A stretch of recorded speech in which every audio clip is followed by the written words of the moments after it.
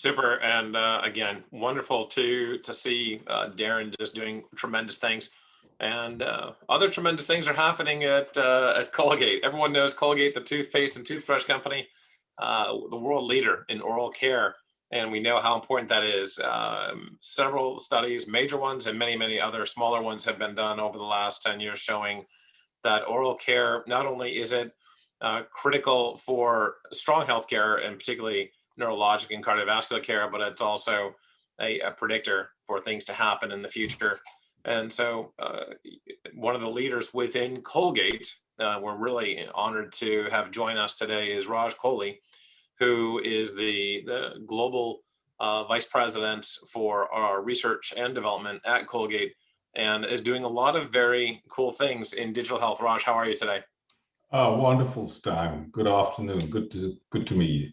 Yeah, good to meet with you today too, as well, and good to talk to you. Let's kick it off with a little bit, maybe 1 minute of your own background for the audience to better understand. Number one, where you come from and your training, and then also what you do at Colgate. Sure, absolutely. So background is I'm a chemist PhD from the UK, even though I'm Indian by origin. I joined Colgate in the UK several decades ago, over 30 years ago.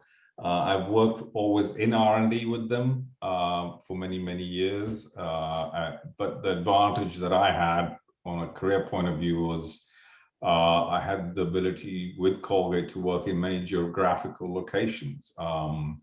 I worked in Europe, in Asia, in India, in China. When I say work, I mean I lived there and worked, and in the last few years in the US. So, and we have really 4 major categories in Colgate. People don't know this, but we have pet food, which is a big part of our business. Oral care, of course, that you mentioned, Stan. Personal care and home care, and I have the opportunity to lead all those categories over my career. So it's good to head up the R&D organization now. That's just terrific. One of the things that we certainly are always interested in is innovation, and how the innovation that's happening at Colgate-Palmolive is taking place, and how it's being created. Right, innovation is really made, not necessarily born. So you guys have 6 different innovation centers around the world. So impressive. Tell us a little bit about how innovation differs across all of those different centers in Colgate-Palmolive. Sure. I think several decades ago, about 2 decades ago, we realized at that time that all our innovation was coming out centrally from New Jersey, actually, where our corporate R&D is. But we realized it's a much wider, broader world. There's a lot of ideas. And being a consumer products company, that a lot of our consumers are outside of the US. Over 70% of our sales come out of the US. So we had to set up innovation centers around the world. So effectively, we have the 6, as you mentioned, Stan, 2 in Asia, 2 in Latin America, 1 in Europe, and of course the mothership, if you like, in New Jersey. So once you set them up, these are fully fledged, fully supported technology centers with all the capabilities. But then we had to make sure that they were focused on specific areas. We can't afford, nobody can really afford to have the 2 bunches of people, 2 bunches of scientists doing the same research. So we had to, be clear on roles and responsibilities, where the strengths are, where are the opportunities, and then divvy that up amongst the different geographical locations.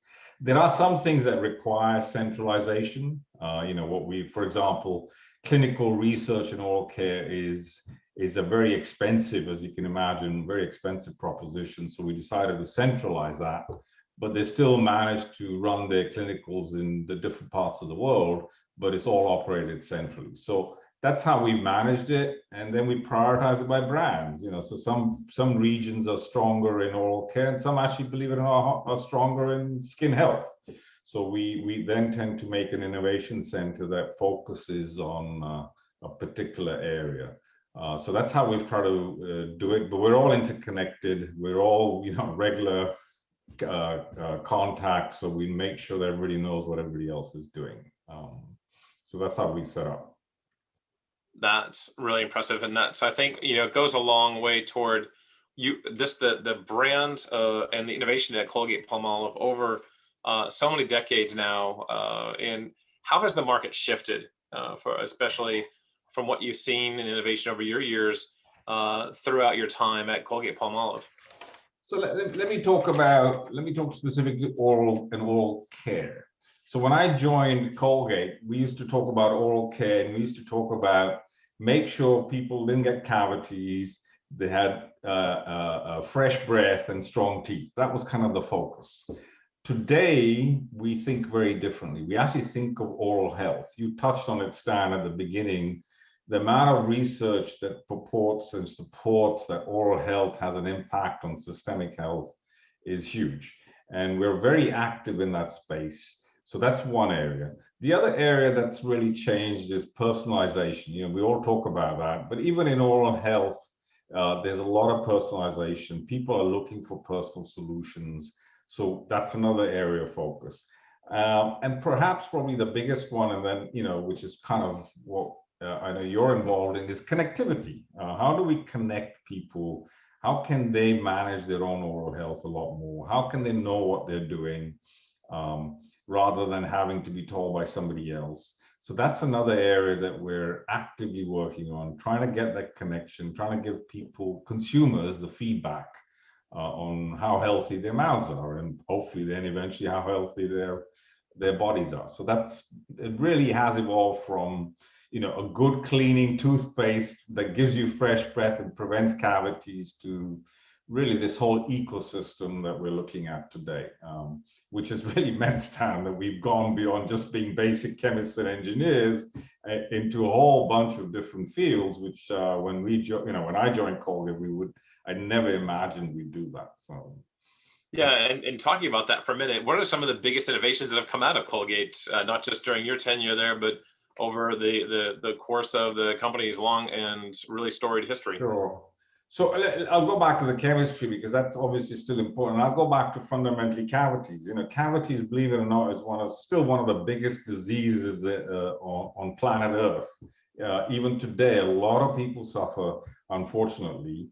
And frankly, the sort of, even with toothpaste or fluoridated water and all the possibilities of preventing that, it's a tough disease to prevent. And we did, generally fluoride is a well-known approach to do that. And about 10 years ago, we did discover an ingredient called arginine, which is basically amino acid, that when you add with fluoride, and we did a lot of work on the compatibility and efficacy and so on, that literally doubled the amount of prevention we could give to consumers. So for me, that was a huge breakthrough as far as cavities goes. More recently, the areas around connected health. We launched, and we're still trying to figure it out, a brush. We call it plaqueless. And essentially what it does, it helps consumers figure out if they've missed any plaque in their mouth. It gives you an idea. Most people, including myself, really don't know how well we've brushed or how well I've brushed. And as we develop that, that's just the beginning. The intent is to go beyond just plaque, really go to all the multiple diseases people have in their mouth and tell them, hey, there's something happening here. It's an early stage. You can do something about it. So that's kind of the innovation, just trying to detect something through your toothbrush. Now, remember, you're brushing at the same time. You've got all this foam and what have you. And at the same time, the brush is telling you, oh, you missed a bit of plaque here. You missed a bit of debris here. So for me, that's a huge breakthrough, going back to this whole space of connected health. So I'm proud of both of them, and a lot more to come yet. So. And the biggest one, of course, the best one will be digital, I'm sure. Absolutely. So around that engagement, what are the different types of communication channels that Colgate Palmolive and you and your department, your unit, use for external outreach? What communications channels and external outreach resources do you utilize to increase your pipeline of innovation? So so first of all, let me just say, Stan, we are open. We love people to come to us, and we actually we have a portal, on our website. You can go in there, submit an idea. It's literally asks 4 questions. It's usually around IP to make sure that you have the relevant protection. We don't want you to feel that, Colgate's taken away your ideas. So that's probably one of the biggest ones. The second one that we do is we get connected to a lot of different institutions, plug and play, multiple universities, including yours.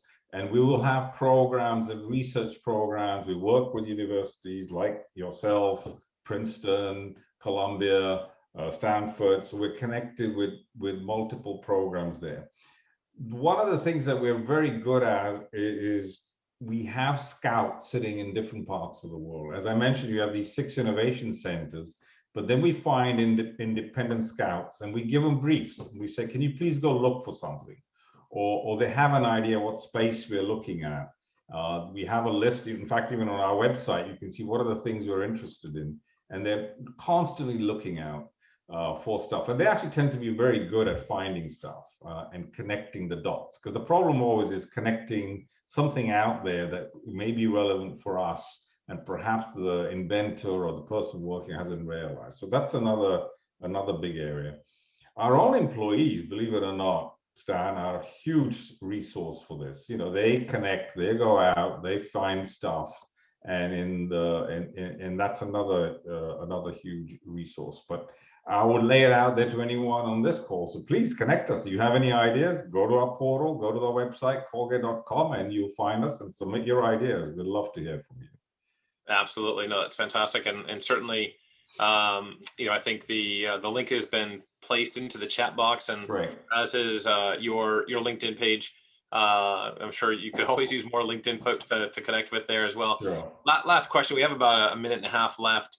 I think, obviously the audience here is really, really passionate about digital. What would you say are, when you think about digital and what you're doing inside Colgate right now to bring digital, and you're already doing a lot in digital, where do you see the big digital adoption in oral health in the future?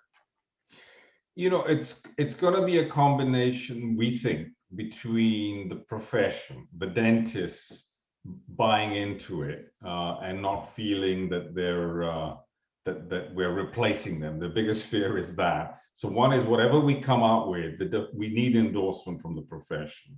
I think that's probably the biggest adoption that we'll start with. Now, having said that, there are going to be many parts of the world where people don't have access to dentists in the professions, but they still need.